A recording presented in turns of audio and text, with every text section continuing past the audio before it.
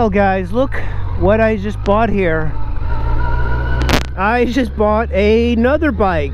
So yesterday I picked up an NC700, and today I just bought this very inexpensive fjr1300 that I bought for $1,000. So this bike cost me $1,000, and it's got a few problems.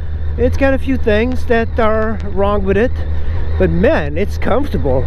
This is the initial impression of riding an fjr1300. You know, I had a ST1300 for a short amount of time, so I picked this up in a very expensive part of the DC metro area called Tacoma Park.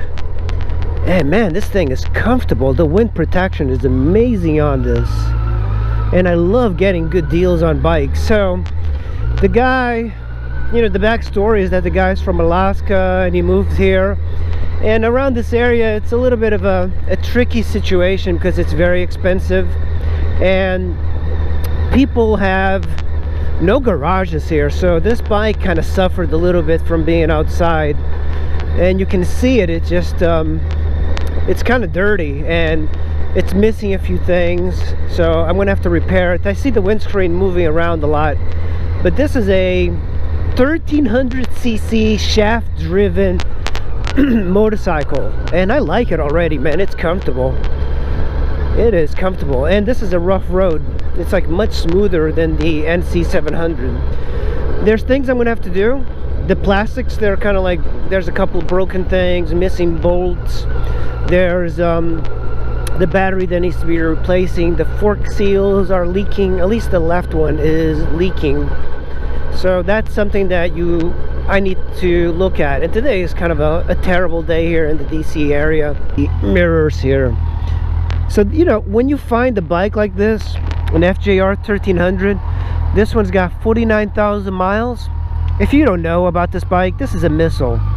And it's even got like a electric windscreen. Look at that.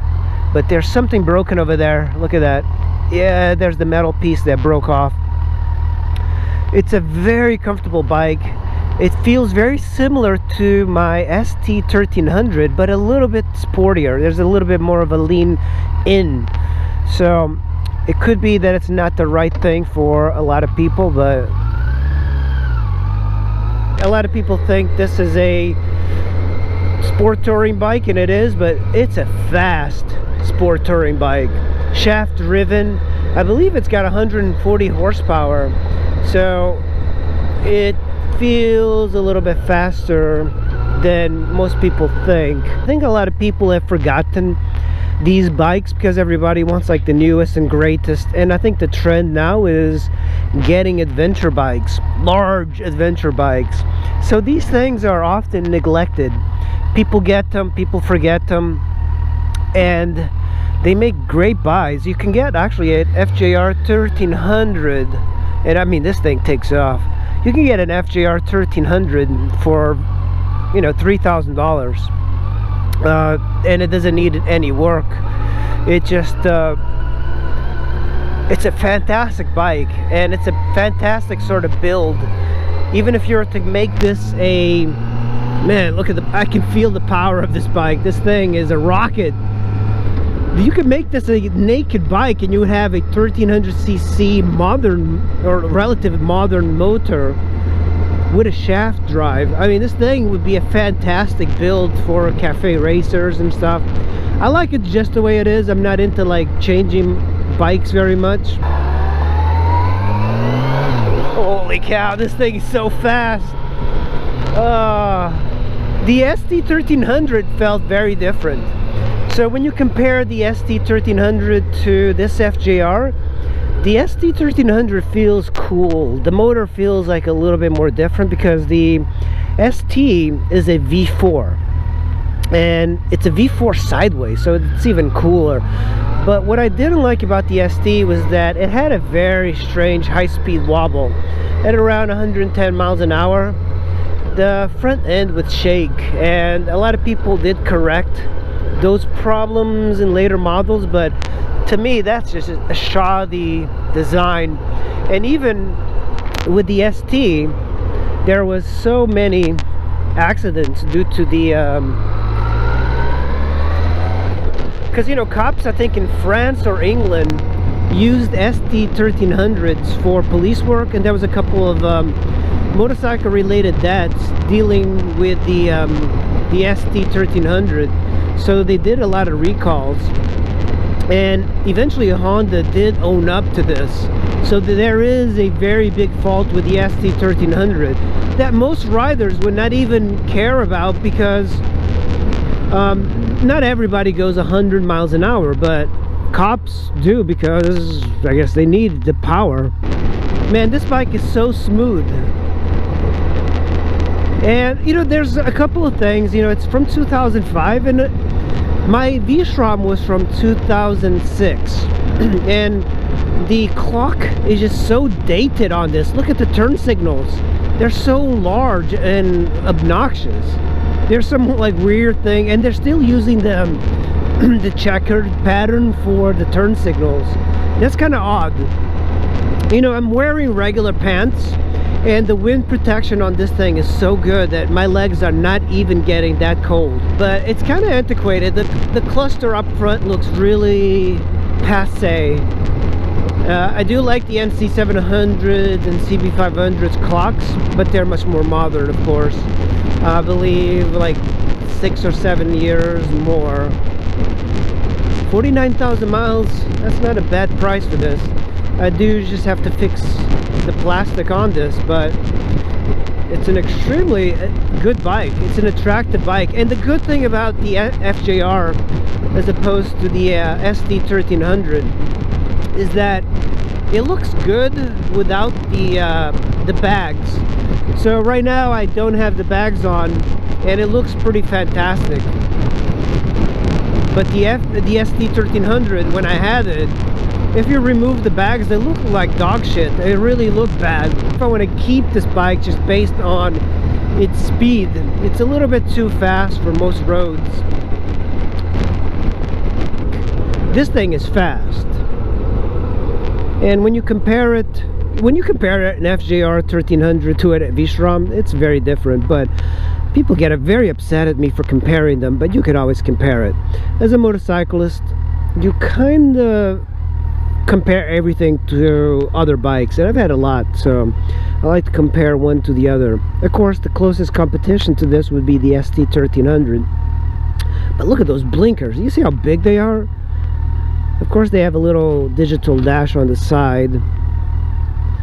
49,000 miles. I mean, that's very little miles for this thing. Whew. V-Strom definitely feels a little bit fun to ride. This one does not feel fun at all. I think I'm just worried about speeding tickets. I do love the shaft drive, man. That's like so easy to live with. I don't like touching this plastic. My knee actually hits this plastic here.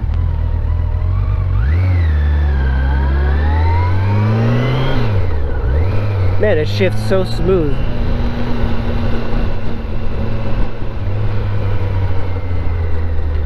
Yeah, I'm taking it easy in the corners as well. I don't really know how this bike handles in the corners, but it's such a large bike, and of course it's wet, so, and this thing's got a lot of power, so easily to slide out.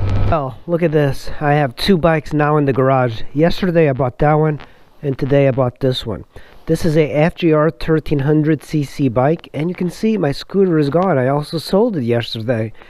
So it's been kind of an eventful last few days, but I do plan on getting another scooter, and I'm already looking for one, because the one thing I'm learning is that I need to have a scooter, especially around this area, because the scooters are extremely handy, and I really like this style of scootering. So I'm going to be looking for a new one. But I wanted to show you this one really quick so you can get a little bit of an overview of what this is. This is an FJR 1300. That's a 1300cc sport touring bike, but emphasis on the sport. It's extremely fast, it's powerful. I've ridden it just over here. It needs some work. It's got a nice new tire in the back. The front tire is pretty much gone. The fork seals, I think on this side, needs new fork seals. It's got a electric windscreen, and the previous owner, gave me this larger windscreen, and of course it's got the cases, there's two side cases, the top case, a Corbin seat, some brake pads, and I think some other stuff. You had a backrest for the Corbin. You got some oil, some more brake pads. But this bike is fascinating. It's kind of one thing that pisses me off right off the bat is that the battery is right here. So in order to access the battery, you have to remove all of this plastic that's over here. That's annoying. The front brakes need some work. They're very mushy. I'll be changing the fluid. It's got steel braided brake line, so that's a very good mod. Very comfortable, very fast. The battery is dead, but it will kind of power on a bit. Yeah, it's really dead. I'm at the moment I'm charging it. Hopefully I can get it to work. I think I'm gonna have to get a new battery, but this is an electric windscreen, so it kind of moves up and down. Really handy. What I don't like is the cockpit here. It's pretty cheesy. Still using these old school turn signals, such large buttons. These days people don't use this anymore. It's got a hydraulic clutch. That's a great thing. And it's got the give rack for this.